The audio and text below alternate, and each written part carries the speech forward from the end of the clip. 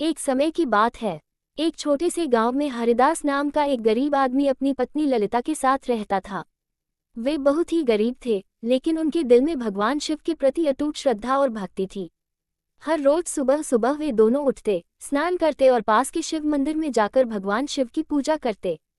उनके पास पूजा में चढ़ाने के लिए कुछ नहीं होता, तो वे जंगल से बेलपत्र, कुछ फूल और साफ पानी लाते और उसी से भगवान शिव को अर्पित करते। एक दिन महाशिवरात्रि का दिन आया।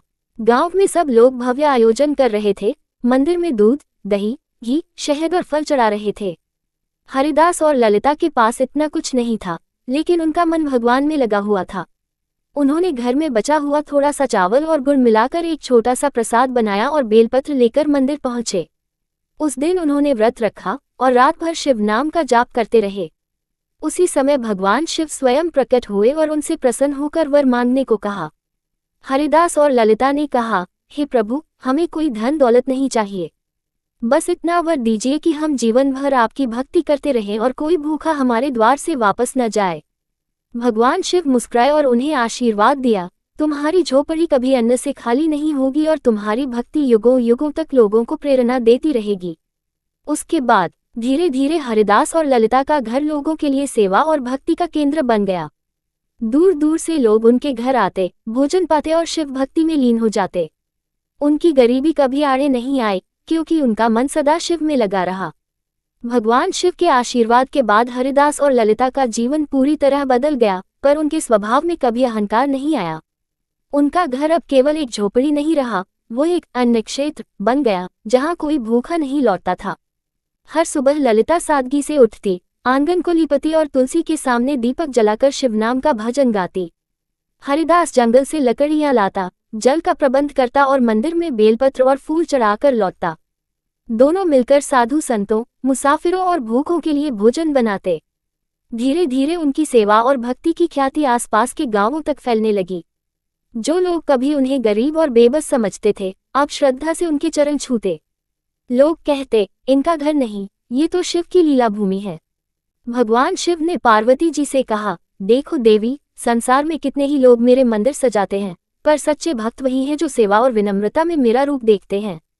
चलो एक बार हरिदास और ललिता की परीक्षा लें। वे एक बूढ़े अशक्त साधु का वेश धारण करके हरिदास के घर पहुंचे। वह शाम का समय था और उस दिन भोजन बहुत सीमित था, बस 2 रोटियां और थोड़ा साग। ललिता ने कहा, बाबा, आज घर में कुछ अधिक नहीं है, पर जो है प्रेम से लीजिएगा। साधु रूपी शिव मुस्कुराए और पूरी थाली प्रेम से ग्रहण की। भोजन करने के बाद साधु बोले, बेटा, तूने मेरी भूख मिटाई है, अब कोई वर मांग ले। हरिदास और ललिता ने सिर झुकाकर कहा, प्रभु, हम पहले ही धन्य हो चुके हैं, अब केवल एक इच्छा है, अंत समय में शिव नाम छूटे नहीं। इतना सुनते ही शिव पार्वती अपने असली रूप में प्रकट हो गए। तेजस्वी रूप देखकर दोनों पति पत्नी स्तब्ध रह गए और चरणों में गिर पड़े।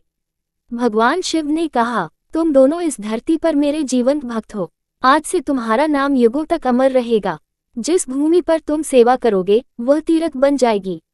उस दिन के बाद गांव वालों ने मिलकर उस झोपड़ी को मंदिर में बदल दिया। वहां से किसी को भूखा लौटाना पाप माना जाने लगा। आज भी कहते हैं कि उस स्थान पर जो सच्चे मन से सेवा करता है, उसे शिव की कृपा अवश्य मिलती है। हरिदास और ललिता की शिव भक्ति और सेवा से वह स्थान एक पवित्र तीर्थ बन गया। अब वह केवल एक झोपड़ी नहीं थी, बल्कि शिव सेवा धाम कहलाने लगा था। दूर दूर से लोग वहां आते, सेवा करते और शिव नाम में लीन हो जाते। हरिदास और ललिता बूढ़े हो चले थे, परंतु उनका उत्साह वैसा ही था। एक दिन उन्होंने गांव के युवाओं को बुलाया और कहा, बेटा, शिव भक्ति केवल बेलपत्र और जल चढ़ाने से नहीं होती, असली भक्ति है सेवा, दया और सच्चाई से जीना। हमारी मृत्यु के बाद भी इस सेवा को मत रुकने देना। उनकी बातें युवाओं के हृदय में उतर गईं। उन्होंने प्रण किया कि वे हरिदास ललिता की सेवा परंपरा को आगे बढ़ाएंगे। कुछ वर्षों बाद महाशिवरात्रि की रात थी।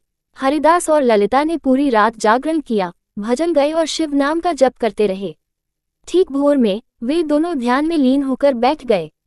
गांव वालों ने देखा कि उनके चेहरे पर दिव्य तेज था। धीरे धीरे उनके प्राण बिना किसी कष्ट के शिव में लीन हो गए। चारों ओर घंटियों की ध्वनि और हर हर महादेव के जयघोष गूंज उठे। लोगों ने उन्हें साधु संत की तरह अंतिम संस्कार नहीं किया, बल्कि उनकी समाधि बनाकर वही मंदिर के पास स्थापित की। समय बीतता गया, पर हरिदास ललिता की कथा हर पीढ़ी को सुनाई जाती रही। उनकी समाधि पर हर साल सेवा पर्व मनाया जाने लगा, जहां लोग एक दिन बिना किसी स्वार्थ के भोजन बनाते, गरीबों में बांटते और शिव भजन गाते। कहा जाता है कि जो व्यक्ति सच्चे मन से वहां सेवा करता है, उसकी सारी बाधाएं दूर हो जाती हैं। कई लोगों की बीमारियां ठीक हुई, बिगड़े काम बन गए और जीवन में शांति मिली। एक दिन एक साधारण लड़का वहां सेवा करने आया। वह अनाथ था, पर उसका मन बहुत पवित्र था। उसका नाम था गोपाल। वह बालक बहुत ही विनम्र और मेहनती था। उसने कभी शिव को देखा नहीं था, पर हरिदास और ललिता की भक्ति कथा उसके लिए शिव दर्शन के समान थी। गोपाल सुबह उठकर समाधि की सफाई करता, बेलपत्र इकट्ठे करता, भूखों को भोजन कराता और दिनभर शिव नाम का जप करता।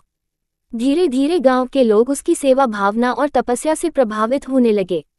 एक दिन गांव के मुखिया ने पूछा, बेटा, तुझे कुछ चाहिए? कोई आश्रय या सहायता? गोपाल ने मुस्कुरा कर कहा, मुझे कुछ नहीं चाहिए, बस इतना दीजिए कि यहाँ कोई भूखा न सोए। लोगों ने देखा कि उसके हाथों से बना भोजन रोगियों को ठीक कर देता है, उसका स्पर्श उदास चेहरे पर मुस्कान ले आता है। अब लोग उसे सेवक बाबा कहने लगे।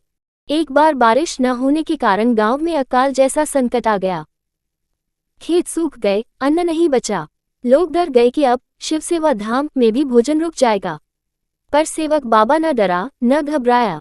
वह समाधि के पास बैठा और बोले, हे भोलेनाथ, अगर आप हैं तो अपने भक्तों की भूख मिटाए। रात में उसे स्वप्न में भगवान शिव प्रकट हुए और बोले, बेटा, तू मेरी सेवा कर रहा है। कल सुबह तुझे जहां समाधि के पास एक शिला दिखेगी, वहां खोदना। वहां से जो मिलेगा उसे लोगों की सेवा में लगाना। सुबह गोपाल ने वैसा ही किया। वहां से एक छोटा सा तांबे का कलश निकला, जिसमें कभी न खत्म होने वाला अन्न था। वह अक्षय पात्र बन गया शिवसेवा धाम का आधार। अब सेवक बाबा ने कुछ और बच्चों को आश्रय देना शुरू किया, जो अनाथ थे, भूखे थे या जिन्हें दुनिया ने छोड़ दिया था। उसने उन्हें शिव भक्ति, सेवा, सच्चाई और प्रेम सिखाया। वो कहता, सच्चा शिव भक्त वह है जो दूसरों के दुख में अपना सुख ढूंढे। समय बीतता गया और सेवक बाबा भी वृद्ध हुए। एक दिन उन्होंने समाधि के पास बैठकर कहा, जैसे हरिदास ललिता का काम मैंने आगे बढ़ाया, वैसे ही अब ये धाम तुम सबको सौंप रहा हूँ। इसे कभी स्वार्थ, लालच या दिखावे से दूषित मत करना। अंत में सेवक बाबा की भी समाधि बनाई गई और आज भी उस तीर्थ में 3 मुख्य स्थान माने जाते हैं। हरिदास ललिता समाधि, जहाँ से भक्ति की शुरुआत हुई। सेवक बाबा आश्रम, जहाँ सेवा और शिक्षा का संगम होता है। अक्षय पात्र मंदिर, जहाँ लोग आज भी प्रसाद पाते हैं और कहते हैं, यहाँ भूख नहीं, केवल भक्ति मिलती है। ये कहानी हमें ये सिखाती है कि ईश्वर की सच्ची भक्ति केवल पूजा से नहीं, बल्कि सेवा, दया, विनम्रता और प्रेम से होती है। अगर मन सच्चा है तो एक आम मनुष्य भी दूसरों के जीवन में चमत्कार ला सकता है। भक्ति का अर्थ है देना, समझना और दूसरों के लिए जीना। हर हर महादेव।